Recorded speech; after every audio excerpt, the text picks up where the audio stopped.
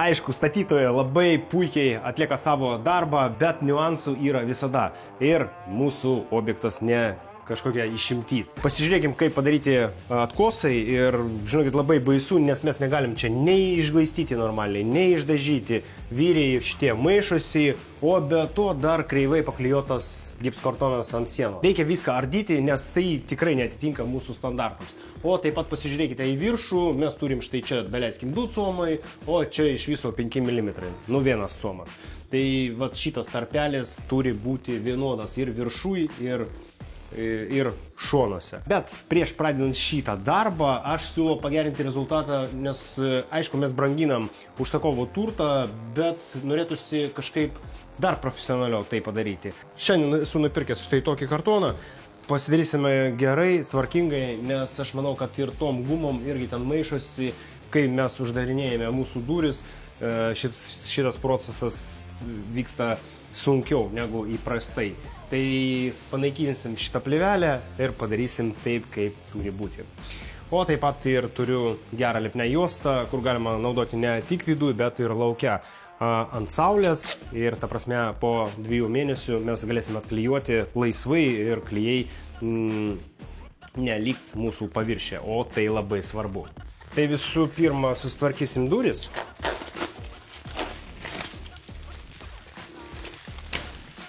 Labai gražios, viskas tvarkingai.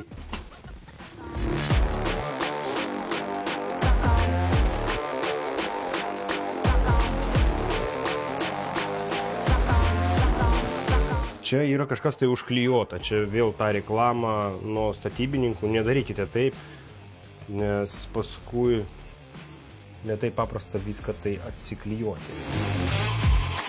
Matot, kokios dėmės nuo jūsų ir paskui reikia plauti. Šiaip galiu pasakyti, kad šios durys labai geros ir kokybiškos, o taip pat ir gumos irgi ne pačio pigiausio segmento.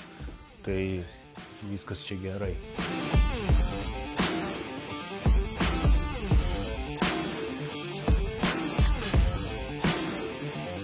Taip, viena pusė padaryta, štai taip atrodo ir bus tikrai gražiau ir praktiškiau. Ir mūsų gumos irgi turės laisvumą, nes taip buvo viskas užspausta. O iš šitos pusės gana švarios durys, o čia tik uždengsim ir viskas. Ir pradėsim darbą su atkosais, viską laužysim ir darysime tvarkingai. Iš vidaus atrodo štai taip, irgi labai gražu. Ir svarbiausia, kad čia irgi uždengti šitą baldinę plokštę. Kažkaip taip. Tada judame toliau, iš karto nuimam tą armavimo tinklą ir ardysim pačioj pradžioj štai šitą gipsą ir pasižiūrėsime, kaip ten kas, o tada ir padarysime sprendimą, ką daryti su šiuo šonu. Nes irgi labai geras klausimas.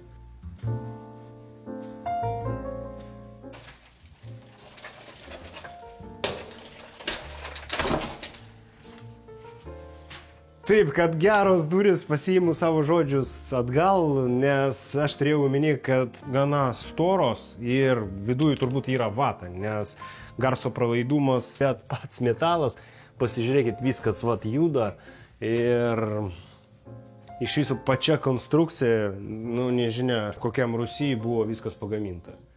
Ir dar yra įlenkimas ant pačios taktos.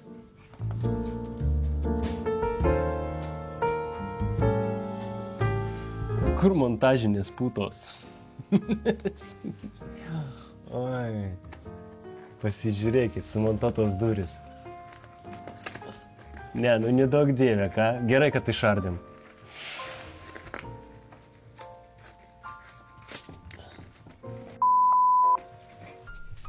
Va, viskas juda. Reikia viską išimti ir perdaryti šitą darbą.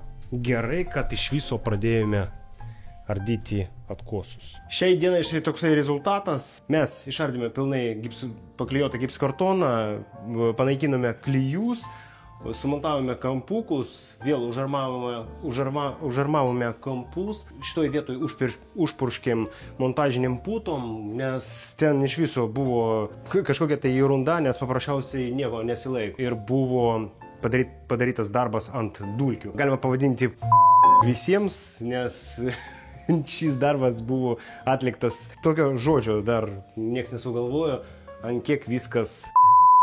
Tai va, viskas išardyta, iš naujo sumontuoti kampai. Čia tarp staktos ir šio atkoso yra kampas, nes viską padarėme su kampuočiu. Taip pat sumontavome šios kampus irgi pagal gulšiuką, kad būtų viskas lygiai. Jeigu ten ir yra paklaida, tai 0,5 milimetro. Tai vat šiandien tiek, skubu namo, nes laukia savaitgalis, aš jau tikrai vėluoju, gausiu vilnių nuo žmonos, bet reikėjo šitą darbą užbaigti, kad vyktų džiovimo procesas šeštadienį, sekmadienį. Viskas, vyrai, važiuoja ilsėtis.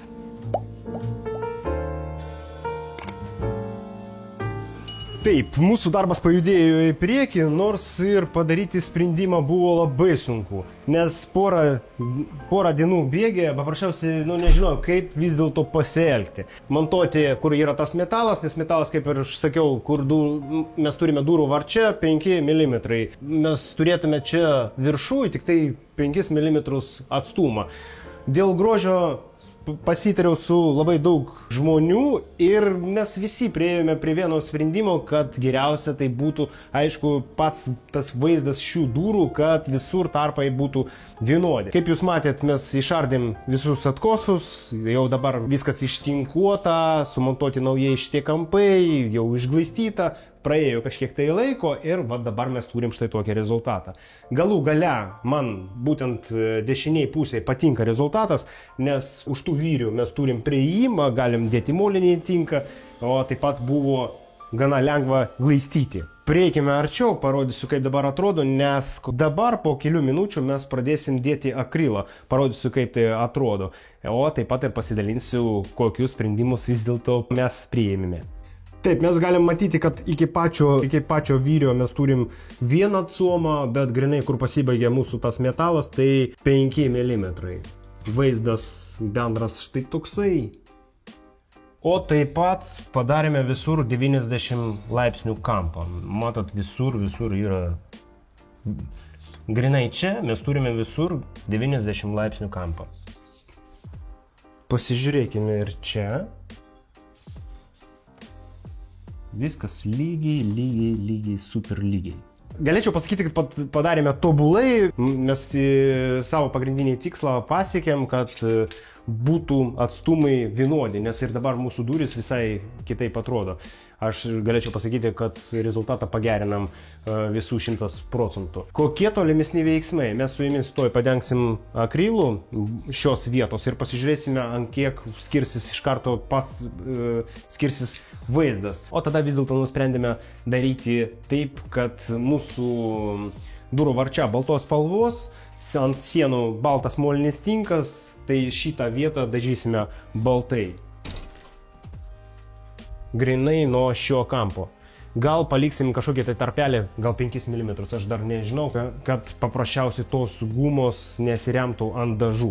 Ir tiek, tai pasižiūrėsim, gal 5, gal čia vieną atstumą paliksim, pasižiūrėsim ir kaip bendrai tai atrodys, o tada jau priiminėsim sprendimą. Bet kol kas tai tikslaus plano nėra. O dėl viršaus viską užtaisim, yra fasadinis tinklas, užklijuotas stiklo audinys ir viskas priklijuota. O taip pat ant viršaus mes uždengėme elastingą medžiagą, kad išvengti arba pabandyti išvengti šioj vietoj įtrūkimo. O aš grinai asmeniškai pačiam starte įsitikinęs, kad šioj vietoj nebus jokių įtrūkimų, bus viskas super gerai, gražiai ir tvarkingai. Bet vis tiek paanalizuosim, pasižiūrėsim, praeis kiek laiko, būtinai pasidalinsiu rezultatų, jeigu bus įmanoma, aišku. O jeigu bus kažkokių tai problemų, kažkokių tai įtrūkimų, aš įsitikinęs, kad užsakovas duos mums žinoti, kad yra niuansas. Užklijuokime lipnią juostą, padenkime akrilu, o šiaip net ir visas darbas atliktas, jums ten 1 sekundę, kai buvo atliktas darbas ir jau kaip dabar atrodo, bet grinai įdėta nemažai pastangų. Šiuo momentu durys atrodo štai taip. Aišku, šitą šoną mums labai lengvas priėjimas, mes labai lengvai galime ir atidaryti duris, paklijuoti lipnią juostą ir uždengti akrilu, bet va šitoj vietoj dar kartą dengsim su akrilu, nes nelabai lygiai išeina, prieinamumas labai mažas ir va taip bjauriai atrodo. Kur mes turim tą tarpelę tik tai, sakykime, 5 mm ir reikia padengti akrilu. Bet viskas gavosi puikiai. Aš dabar kalbu apie galutinį rezultatą, kai jau bus ištinkuota moliniu tinku, o tada stakta bus dažoma. Tokio akrilo dengimo tikrai užtenka. Pakalbėkime aplamai, kodėl aš pradėjau filmuoti būtent apie durų apdailą. Atrodo, kažkokia tai smulkmena, ne? Nes visi viską žino, labai paprastas dalykas, bet žinokite, ne, įėjimo duris yra kaip vizitinio kortelė kiekvieno meistro, o taip pat ir užsakovo, kaip pas jį atliktas remontas. Aišku, gal ir neverta taip lyginti, kad užeinam į butą, pasižiūrim, kaip būtent atliktas šis darbas ir galima spręsti apie visą remontą. Bet dažniausiai 80% taip ir yra. Jeigu atkosai skirtingi, ne, kažkaip tai užlinkti, ar atvirkščiai viskas šokinėja, tai taip galima pasakyti ir apie meistrą, kad jisai visą pilnai remontą atliko belę kaip. Taip ir čia mes pradėjome filmuoti, kad pasidalinti, kokiu rezultatu galima pasiekti, nežiūrinti tai, kad nieko neišeina, ne, viršui viskas ten pragaras, nes buvo labai daug minčių, dizaineris sako, gal darom vis dėlto taip lygiai, ten užtenka tarpo 5 mm, kitas sako taip, o galų gale nusprendėme eiti sunkiausių kelių. Tai toksai vaizdas ir būtinai atsiminkite, kad įėjimo duris tai vizitinė kortelė. Ne tik meistro, bet ir kaip ir jūsų būsto savininko.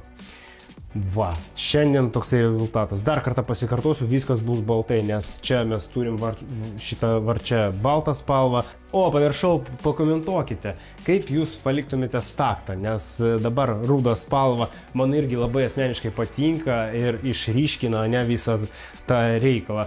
Kaip palikti, vis dėlto gal pasidaryti, kad būtų ruda, o čia paliekam baltą ir sienos baltą spalvą, pridėsiu, kaip tai atrodo iš kito objekto ir antras variantas išdažyti viską baltai, kad ta prasme ir mūsų durys susilietų su visa siena ir mes turėtume grinai tokį vaizdą, kad turime rankiną, užraktus, turime spinas ir tiek. Pakomentuokite, nes tai tikrai labai svarbu. Bet toksai vaizdo įrašas gausi, aš net neįsivaizduoju. Trumpas, ilgas, pakalbėjome apie visus niuansus, parodžiau grinai savo sprendimus. Tikrai galvoju, kad geriausia išeitis, o kad pasižiūrėti galutinį rezultatą, prasinumerokite mūsų YouTube platformą, Instagram platformą, nes kiekvieną dieną būtent į Instagramą aš bandau kažką tai įkelti. Jeigu bus labai daug norinčių, sakykite, Ruslanai, parodyk, kaip ten durys ir kokie sprendimai buvo priimami, nes kol kas tai reikia apsiimti kitais darbais, o duris užbaigsime pačiam gale, kai pabaigsim remontą. Tai ačiū, kas buvote kartu. Aš labai jums šiandien nuoširdžiai noriu palinkėti labai gerų, gražių, kokybiškų remonto, kad įėjimo duris jūsų atrodytų ypatingai gerai, gražiai ir tvarkingai, o taip pat ir, kaip visada, nuo savęs laimės, sveikatos ir nepamirškit kito vaizdo įrašo, nes mes su jumis pasimatysime būtent jame. Viso, iki sekančio. Iki.